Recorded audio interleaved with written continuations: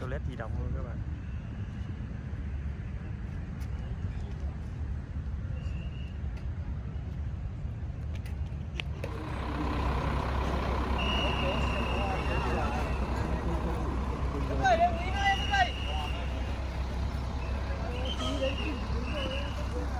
Bạn thấy không, anh em Việt Nam đây không à, anh em Việt Nam lao động ở đây, qua đây.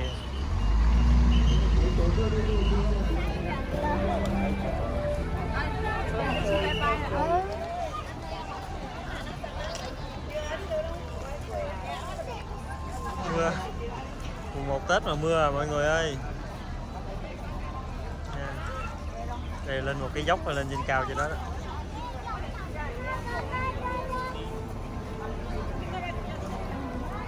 Mùng 1 Tết là đi chùa rất là đông luôn ha.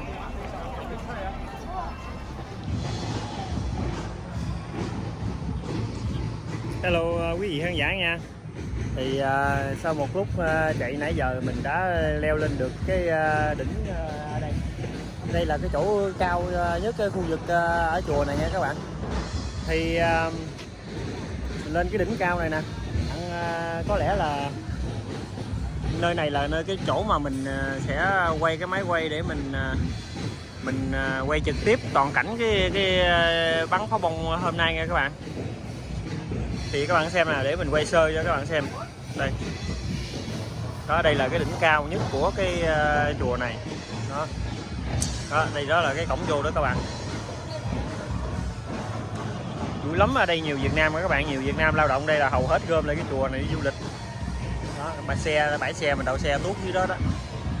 Thì ở chùa này á, mình hỏi người quản lý ở đây, người gác cổng ở đây, nó nhân viên ở trong đây, trong chùa quản lý đây đó, thì ta biết là ta nói hàng năm là từ mùng 1 là người ta bắn pháo hoa từ mùng 1 cho tới ngày rằm tháng Giêng luôn nha các bạn. Tính ra là mười mấy ngày đó. Nhưng mà mỗi một ngày như vậy bắn là từ 40 phút đó các bạn. Các bạn thấy không? Cái số tiền không là ít đâu. Đó, ở dưới nè, để hồi mình đi xuống đó mình quay cho các bạn xem nha. Đâu, các bạn theo chân mình nha.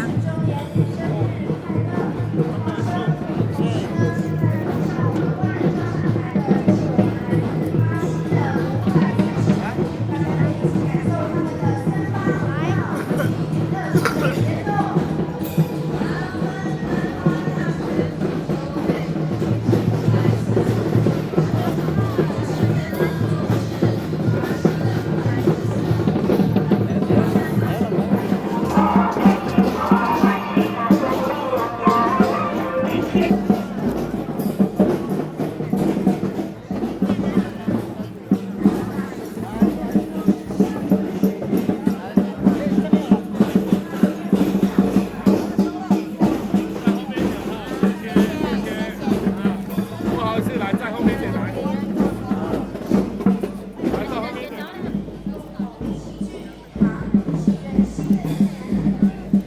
Người ta đang làm lễ đó các bạn, làm lễ tối tới giờ người ta bắn pháo hoa, chắc là 8 giờ hay gì.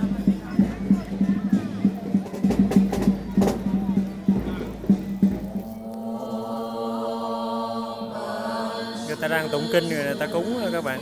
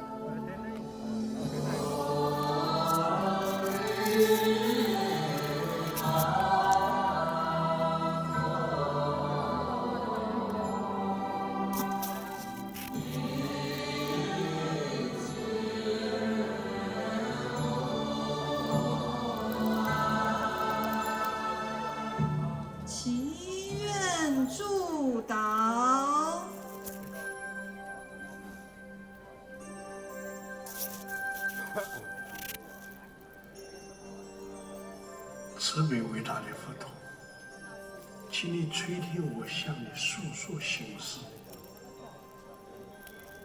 国际间的战火发出隆隆的炮声，人物间的哭声。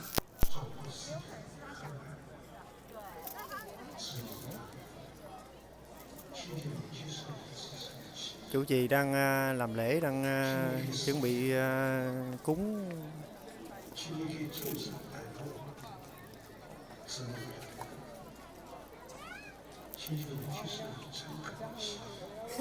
Hình như bắn pháo hoa như tới 8 giờ.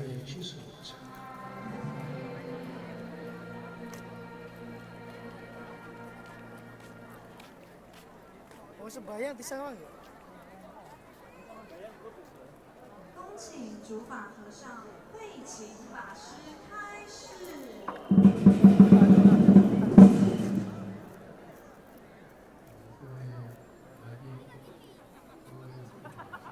Khai sư là bắt đầu là mở cửa đó.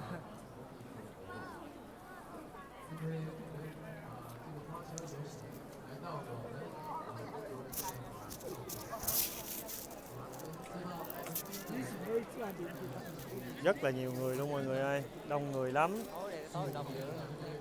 Chưa đâu, tối là người ta còn lợi, người ta còn xem pháo hoa còn dữ nữa. Cái lối cách là ngày tăng dần hoài lên đó. Rồi, livecam trên trời bay kìa.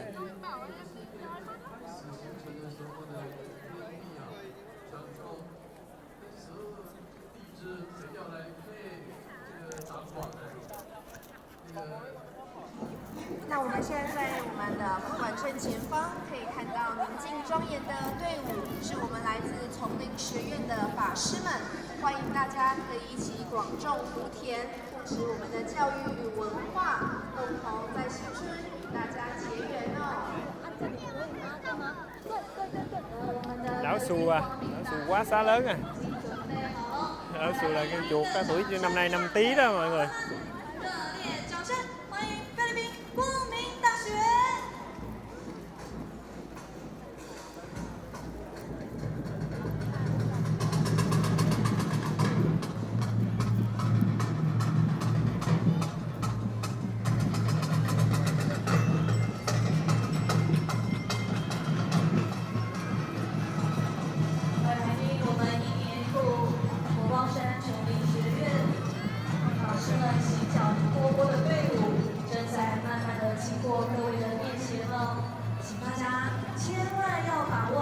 Đây, năm nay năm con chuột đây.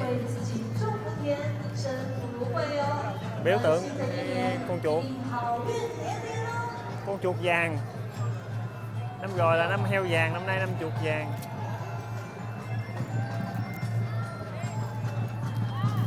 Năm rồi là heo vàng, năm nay chuột vàng hả? Chuột công chuột vàng kìa. Đây là một lát nữa là khán giả xuống từ cái khu đó trở về xuống dưới hết, còn cái khu này là khu biểu diễn, khu chỗ mình đứng này là khu biểu diễn, còn từ đó là sắp trời sau đang coi biểu diễn pháo hoa phía sau lưng nè, là pháo hoa bắn từ phía sau lưng con Phật đó đó, lưng Phật đó, như ở đây là đèn biểu diễn. Lên bậc thang đó đó.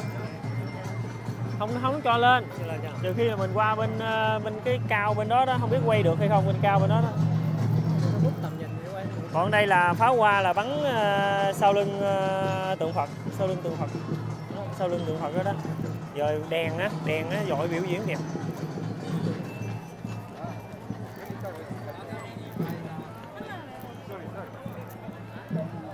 Ok, mọi người ta đang tiến gần vô kìa. Thì nữa biểu diễn lúc mà biểu diễn ở đây sửa soạn mà khai mạc mà bắn pháo hoa đó là người ta sẽ đuổi khách tham quan, cho khách tham quan về phía lui đó hết, từ phía đường giữa đường đi lên đó các bạn, mà không được ở cỏ nha, cỏ dặm cỏ người ta cũng không cho đâu. Bây giờ đi cỏ được chứ hồi nữa không cho vô cỏ luôn. Đó là cái khu đó là nữa mình ngồi coi bắn pháo hoa đó. Còn mấy cái tháp nè, nó đèn kìa, trang vi đèn nó dội đồng loạt đẹp cực kỳ lắm. Lắm đẹp.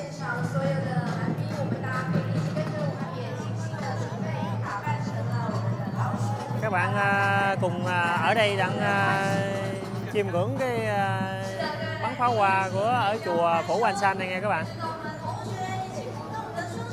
Đó.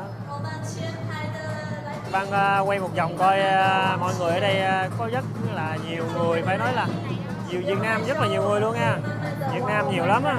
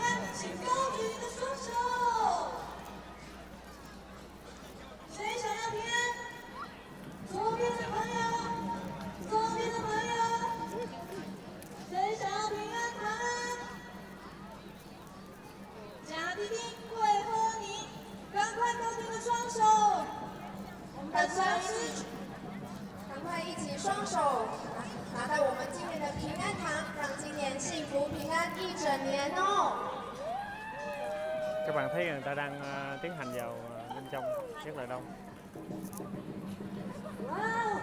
还有谁想要？是我们的平安堂，平安幸福一整年哦。小朋友在拿我们的平安堂的时候，也请注意您的安全哦。我们家长们也帮我们留意一下小朋友的安全。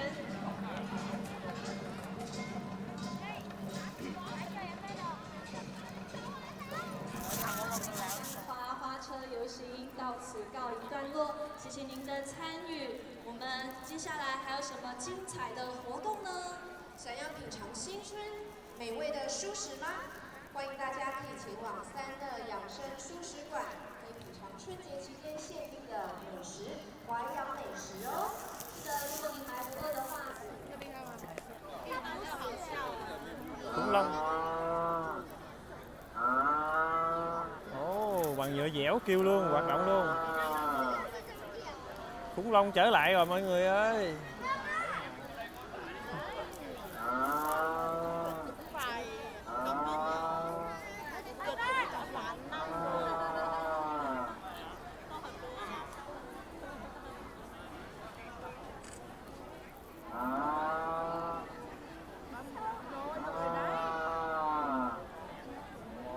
Cái hoạt động chỉ có nhiều thôi đó.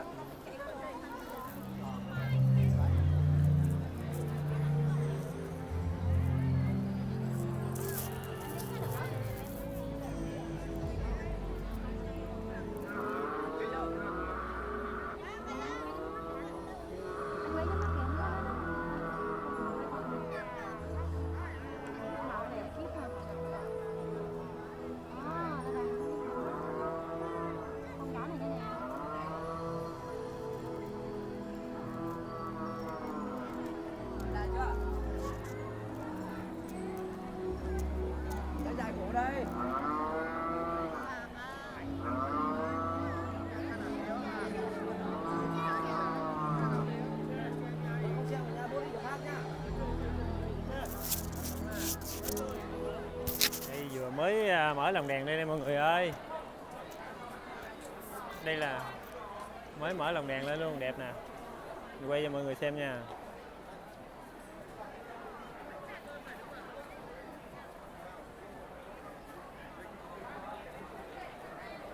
Quá xá đẹp luôn.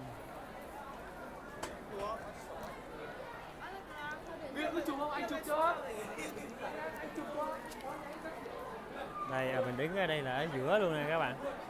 Giữa luôn nè. Mới mở lên luôn, trời còn sáng mở lồng đèn luôn nè. Ban đêm này nhìn rất là đẹp luôn mọi người ơi.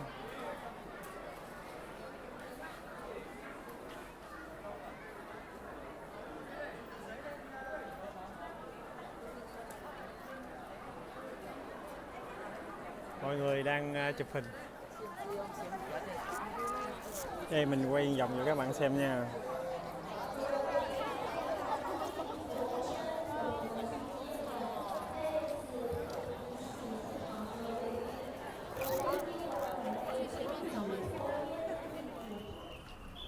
Mình đang đi lên một cái cầu đi bộ nè các bạn.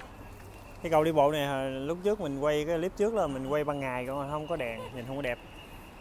Cái này nè, các bạn thấy đẹp lung linh không? Đẹp hơn cầu đi bộ ở Cần Thơ quê mình nữa nè.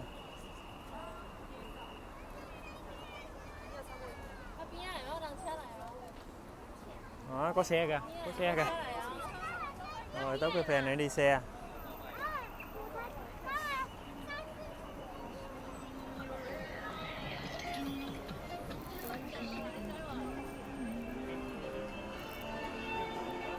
Cầu nhìn xuống cho các bạn xem nha. Cảnh sát.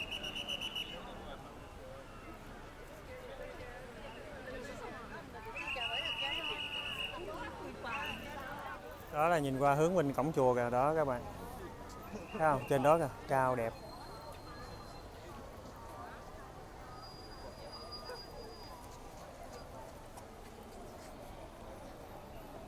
Rất đẹp luôn.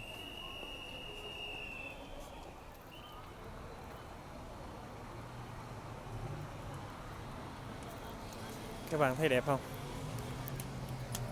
Ở đây về đêm rất là đẹp luôn đó các bạn ơi. Ngày thường cũng vẫn đẹp mà Tết càng đẹp hơn.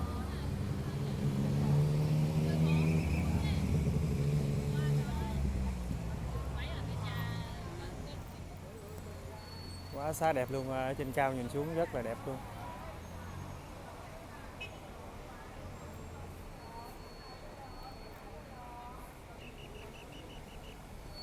Thấy Đài Loan về đêm thấy đẹp không mọi người?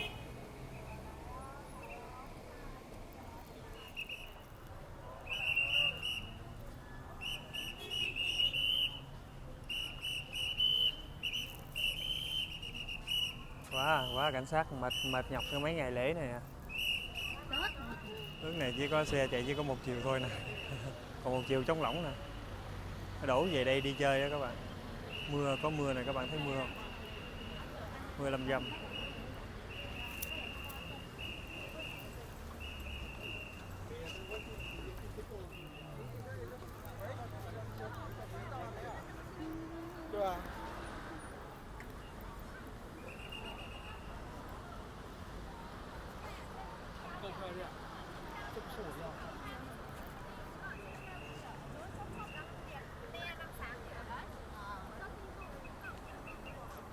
Chữ đó có đèn đó, nó cháy đèn lên đó.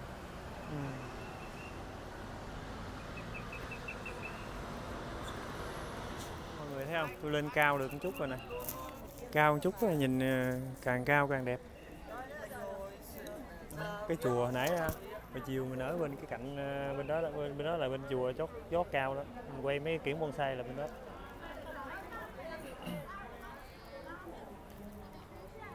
Đúng lý do chỗ này nè, sẽ đèn sáng đẹp lắm mà sao hệ thống đèn bữa nay tắt trơn, thành ra cái cầu này hết đẹp rồi.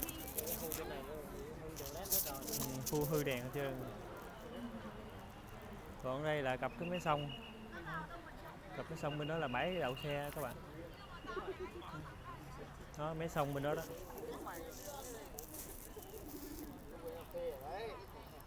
Bên đó là cây cầu.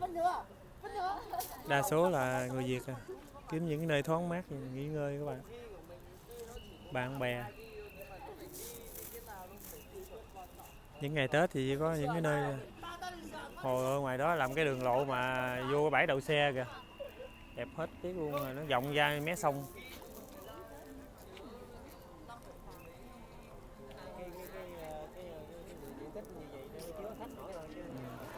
Thì giờ này người ta đang tiến vào trong cái sảnh chính nha các bạn. Tiến vào sảnh chính là người ta coi bắn pháo hoa. 8 giờ 30 bắn pháo hoa nha. Các bạn thấy người ta đang đi vô không? 8 giờ 30 bắn pháo hoa. Biểu diễn múa nghệ thuật.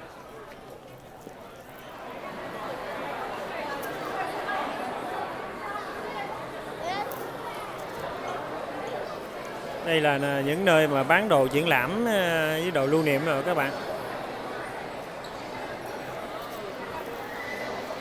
Đồ triển lãm với lưu niệm.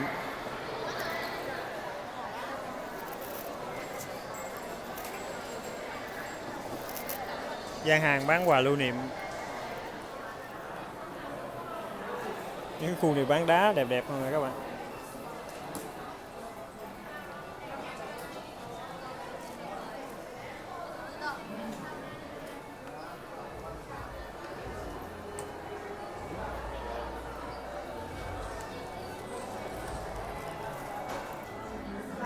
Đang biểu diễn nghệ thuật để mà hồi chuẩn bị đón pháo hoa.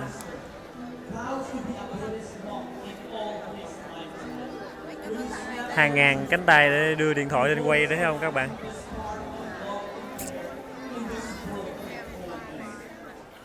Cái chảo úp đi lên nhóc trời hả? Đang đi lên cái chảo ngửa nè. Thấy không? Ban ngày đi không đẹp chứ ban đêm nhìn đẹp.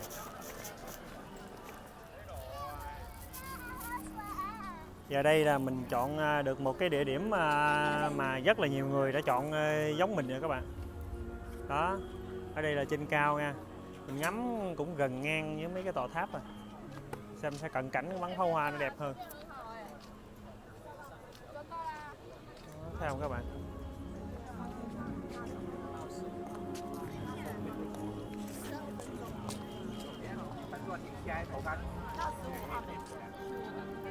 Rồi về luôn má. 停车的时候我就觉得很脏啊。 Rồi về luôn má.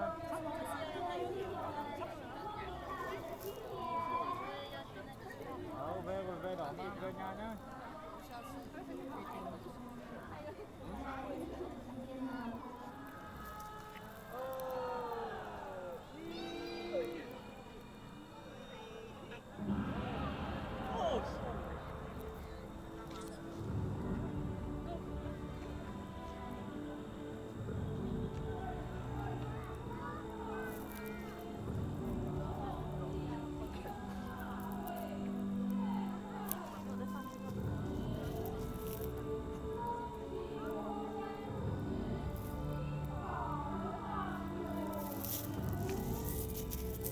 Bắt đầu khai mạc bắn pháo hoa nha mọi người.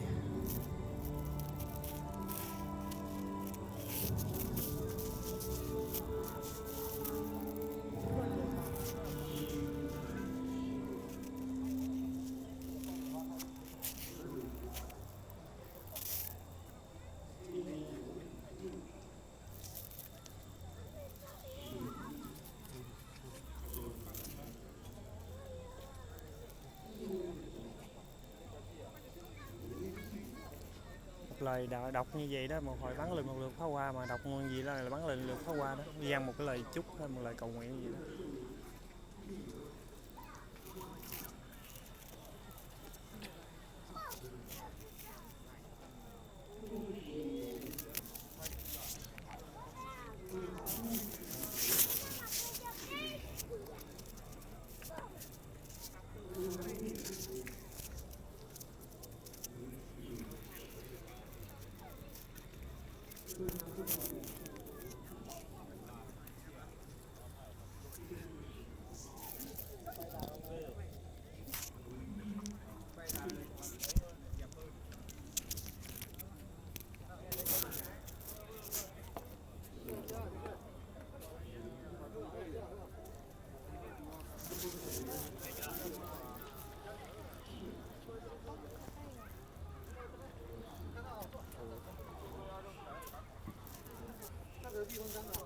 Bắn pháo hoa ở chỗ em ơi.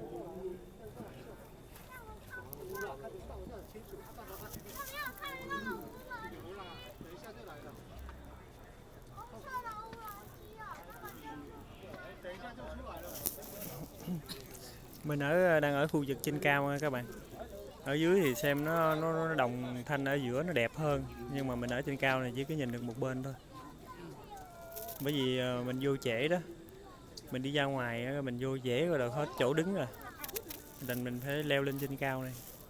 Chứ mình vô giữa, ngay cái chính giữa cái đường lên chánh điện đó, hết đường vô rồi các bạn.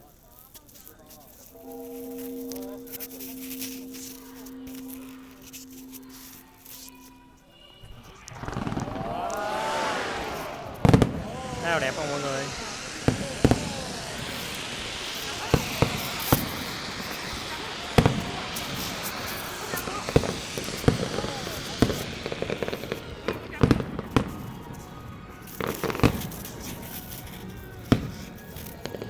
Quá xa đẹp luôn mọi người ơi. Hôm nay là ngày mùng 1 Tết nha các bạn. Ngày mùng 1 Tết.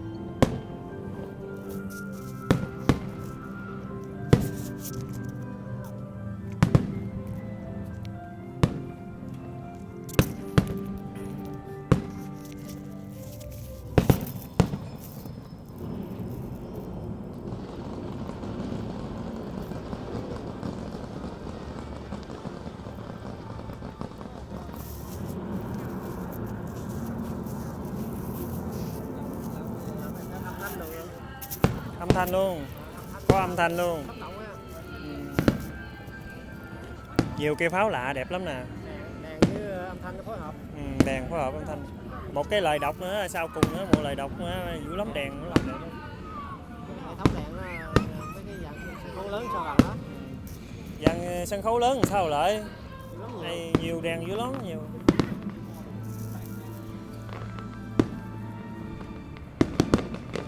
Wow.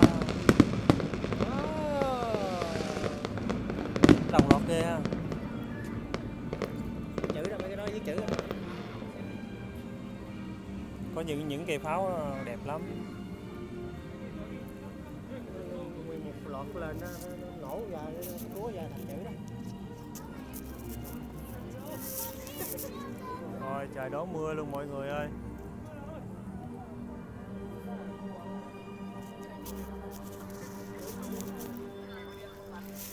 Mưa lâm râm rồi.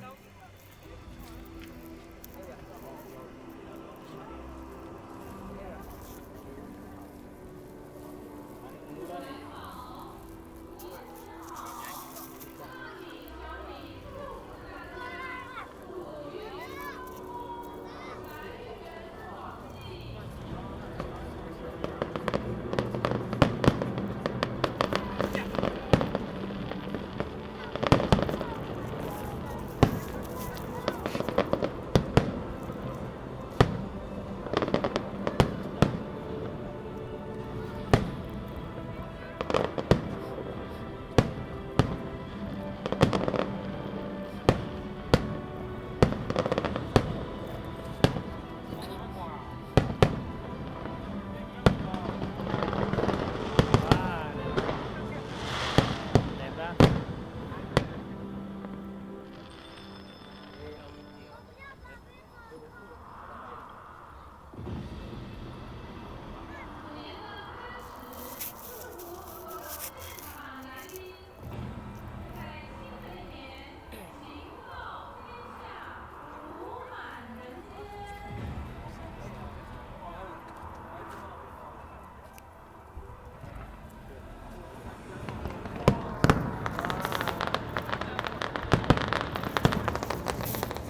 Đẹp quá sao đẹp luôn. Chưa có những cây pháo lớn mà.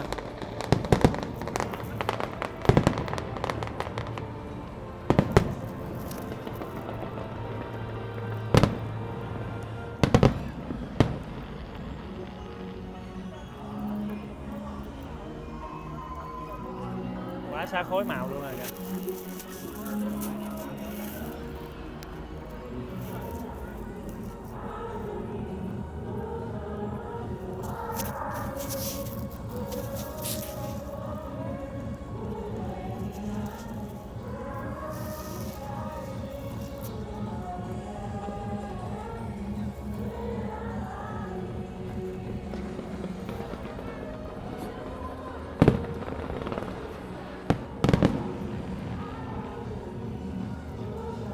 Thơm khói ha.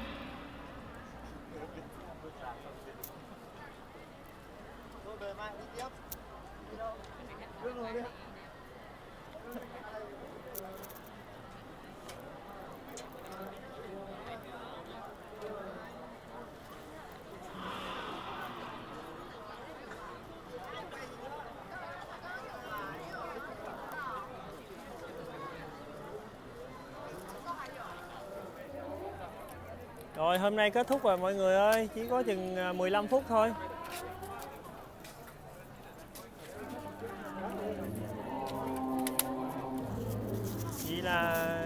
có 15 phút thôi. Kìa mọi người ta chuẩn bị đi về kìa. Hồi khối nè các bạn, thấy khối không? Đây khối của pháo hoa rồi nè. Để trái đèn lên lại. Khối của pháo hoa nè.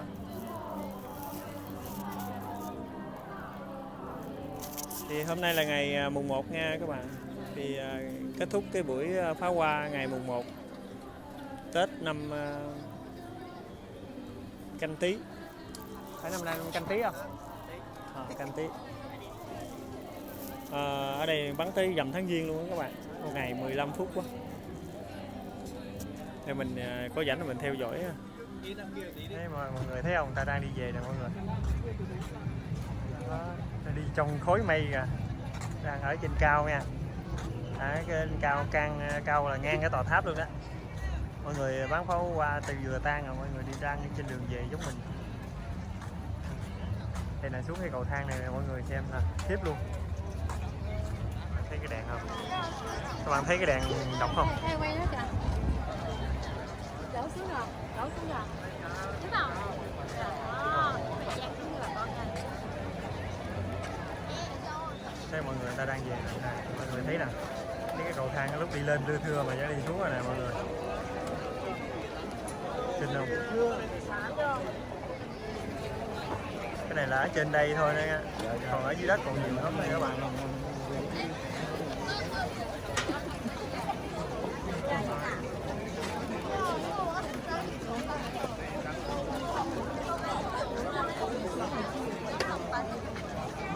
Thôi ta đi rồi kìa. Ôi kìa. Ôi kìa, thả dốc.